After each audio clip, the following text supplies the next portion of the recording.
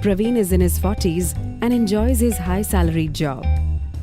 He loves to splurge on cars, clothes, holidays, and such lifestyle luxuries.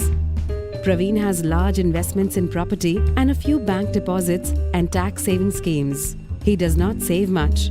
Is he missing something? Let's review his income life cycle. 15 years ago, Praveen was earning less than what he does today. Will he earn this much 15 years from today? The answer is no. Today is the peak. Praveen needs to save today, a large amount every month.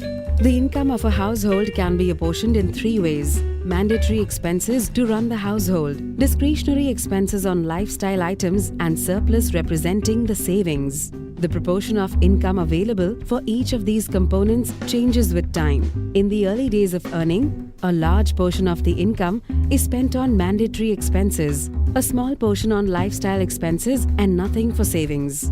As the income increases, the share of mandatory expenses falls, leaving a larger portion for lifestyle expenses. Many go overboard in enjoying their income and fail to save. Then comes a stage when income reaches a high and surplus is available to save.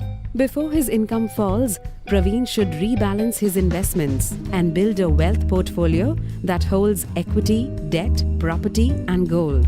Praveen would run a risk of poor lifestyle in his retirement if he fails to save now.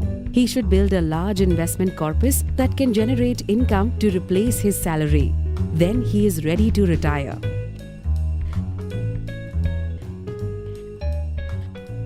Mutual fund investments are subject to market risks.